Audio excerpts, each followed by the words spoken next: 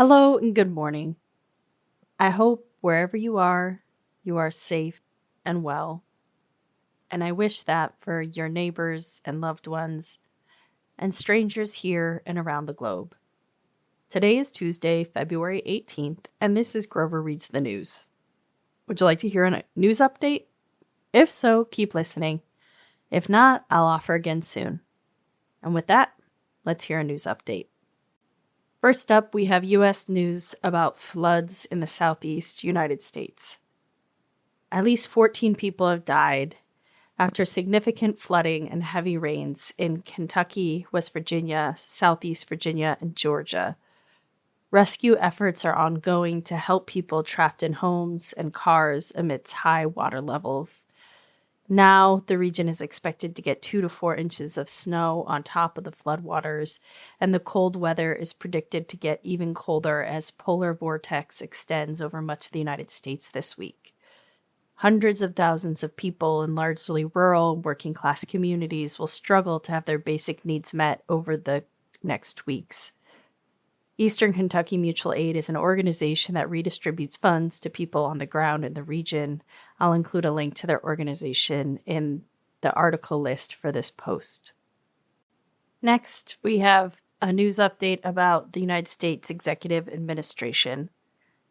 1,000 workers who kept our national parks safe and welcoming, hundreds of Federal Aviation Administration workers who help millions of people safely travel on airplanes in the United States, and 300 workers who ensure safety from nuclear bombs were fired this week by the Trump administration, supposedly for, quote, poor performance, unquote, but with little evidence supporting poor performance. Firing for poor performance is being used as a technical loophole to allow immediate termination of federal employees, even though many of the employees had strong reviews or no record whatsoever because they were very new to the job. The acting commissioner for the Social Security Administration, a decades-long federal employee tasked with ensuring the privacy of all Americans with Social Security numbers, as well as the administration of life-sustaining income to millions of Americans, such as seniors and people with disabilities, left her job this weekend after a clash with billionaire Elon Musk's U.S. DOGE service after it attempted to access sensitive government records. In her place, the 47th president has appointed a manager who currently is in charge of the Social Security Administration's anti-fraud office. This appointed manager had posted positive comments on social media about the Department of Government Efficiency. He will be the acting commissioner until the president's pick is confirmed by the Senate. On Monday, the federal holiday of President's Day, thousands of people took to visible and artistic protest in the streets of Boston, Washington, D.C., and capitals across the U.S. on the theme of No Kings on President's Day. There were democracy-themed outfits and sharp signs. You can see the news summary links to view pictures. Next, we have international news about Egypt, Gaza, and the United States. Egyptian leaders are developing a plan to rebuild the Gaza Strip as a counter to the U.S.'s 47th president's announcement he plans to turn the Strip into a Riviera devoid of Palestinians.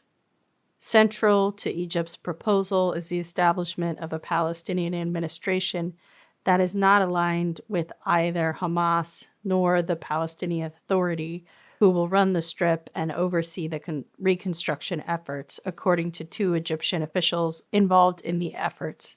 It also calls for a Palestinian police force made primarily of former Palestinian Authority policemen who remained in Gaza after Hamas took over the enclave in 2007 with the reinforcement of Egyptian and Western-trained forces.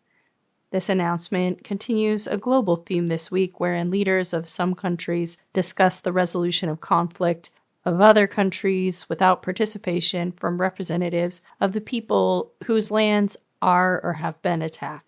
The U.S. continues to attempt to negotiate a resolution to Russia's war against Ukraine without Ukraine at the table. Finally, we have nature news about beavers. Officials in the Czech Republic secured more than $1 million to create a new dam to address water issues in the community, but 7 years of bureaucratic hangups had stopped them from creating the dam. Then, one morning in January, they woke up to find the beavers had created a fully functioning dam right where it needed to be, reports National Geographic. This dam was created for what the beavers needed and also for free to the humans. Beavers are famous for their abilities as ecosystem engineers, or animals that modify their environment and make resources available that wouldn't be otherwise. Beavers are semi-aquatic rodents that use rocks, mud, and wood to dam up streams. This creates wetlands known as beaver ponds, which the animals use as sources for food, as well as protection from predators. These ponds create natural habitats for other creatures and serve as natural fire breaks, carbon sinks, and flood control.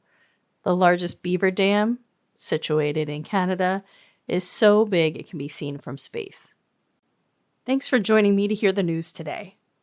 Reading the news can feel like a lot, but we don't have to do it alone. We can do it together. If you value the show, help others find it by sharing a link to one of your text threads, liking or giving it a 5-star review wherever you listen to podcasts, or using the share button below this audio section to share with a friend via email. Thanks to the paid subscribers who help sustain this offering. You can join them over at groverreadsthenews.substack.com. Okay, everyone, take care out there. I'll be back with you soon.